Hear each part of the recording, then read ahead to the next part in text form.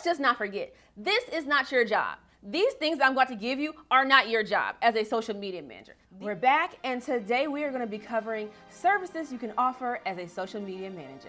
If you're new here, I'm Erica, your personal social media manager coach, your biggest cheerleader, and the owner of the Agency Edit, an accelerator program that helps you launch and scale your social media management agency. Now, let's get started, shall we? First things first.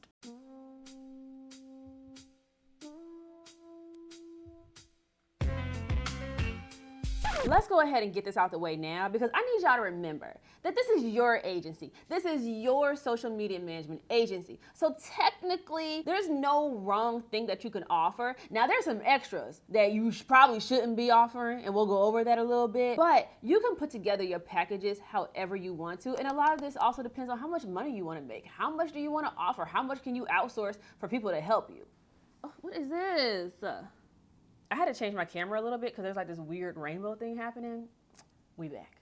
Now, when you hear social media manager, a lot of the times you're gonna think about creating graphics, posting, scheduling, doing community engagement. And those are all cool, those are all deep, but what does it actually mean? There's two things I want you to consider up front. The first one is, what platforms do you actually want to work on? Because we're not going to put Pinterest on there if you don't really understand how to use Pinterest or you don't like Pinterest. We're not going to put TikTok on there if you really don't like TikTok all that much or feel like you have enough experience with editing videos, whatever it is. I want you to choose the platforms that you understand and that you like, or that you're willing to take the time in to invest and to understand that platform, how that algorithm works on that platform, and how to get your clients the best results. The second thing I want you to consider is the type of clients that you actually want and what they need. Does this client even need Twitter? Do they need LinkedIn? Do they need maybe management of a Facebook group? That might be a service that you can offer. Whatever the case, you can build these services I'm getting ready to show you into packages or even a la carte options. Really quickly, let me tell you the difference between something that's in your package versus an a la carte item.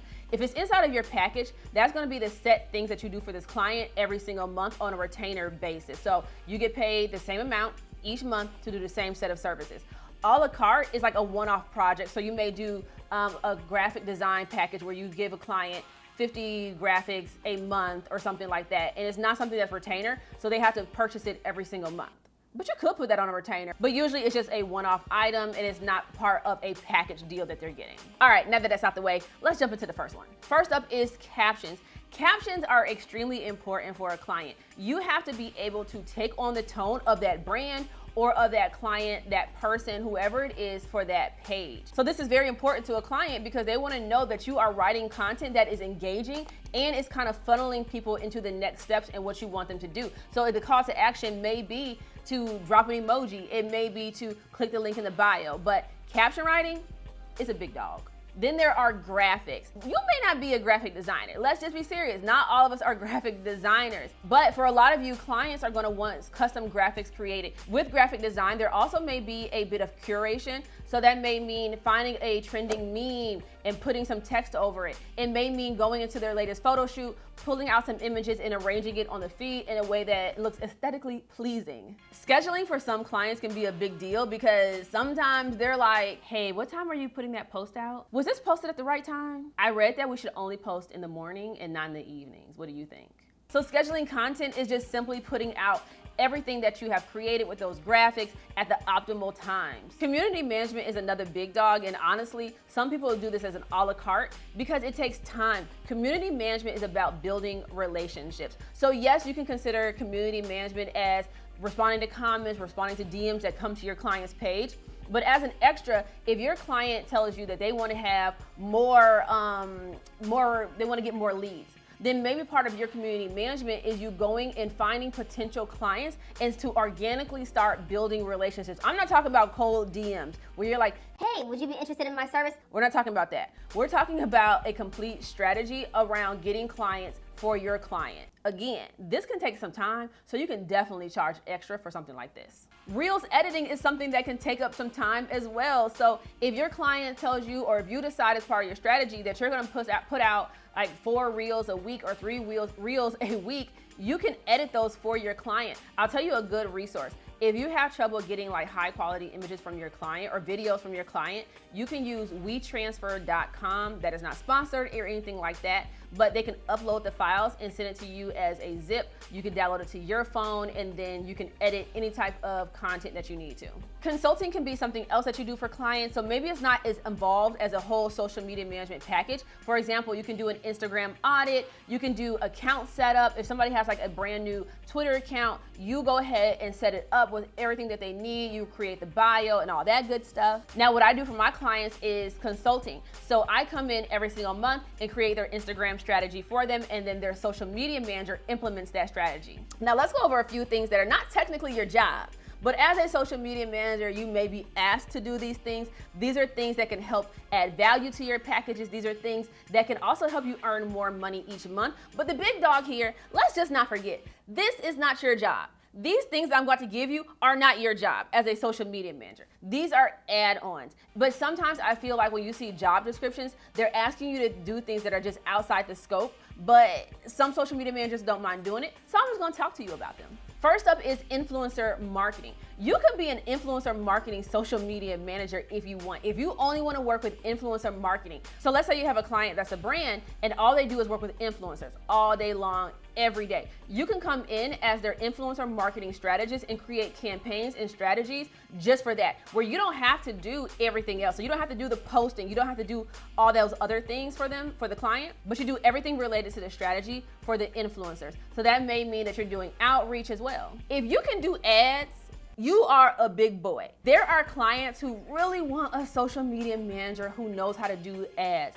And if you can do that, I'm telling you, this is one of the ways that you can earn more money each month inside of your agency. Do I know how to do ads? No. It just right over my head. I don't know, like the math don't math when I try to do ads.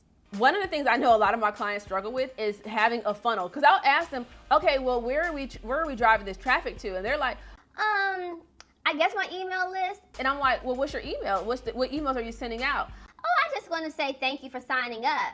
So if you are into funnels, then you can set up funnels for your clients. So basically, if the point of entry is on Instagram, what happens next? Do they go into an email funnel? If they go into the email funnel, what are the welcome emails, or what's the email sequence they're going to receive? What happens next? You can set up funnels for your client. Now, when I say set up, it's one thing to map it out, but it's another thing to actually implement those funnels and to create it. So if that's something you may be interested in, you probably want to invest in learning more about that. So speaking of those emails, a lot of my students have gone into dabbling a little bit into email marketing. So if you want to write emails for your client, that is something that you can earn more money doing. Same thing with blogs. With blogs, you can drive traffic from their social media into that blog. See how those funnels just kind of work all around like that? And they work to get you money.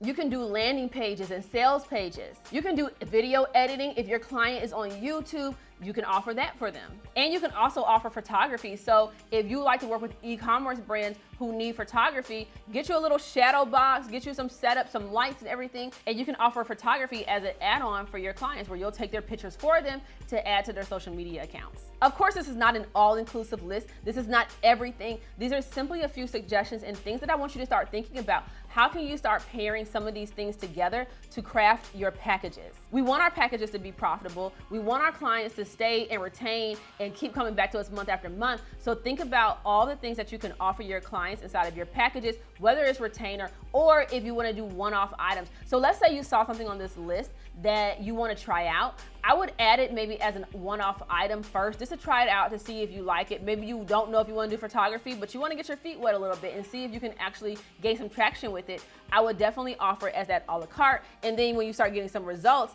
then you can add it into a retainer package. If this video was helpful for you and you enjoyed it, I want you to hit the like button, subscribe, because I have more videos coming for you. Check out some of the other videos and leave me a comment. And I think that's everything, right? Until next time.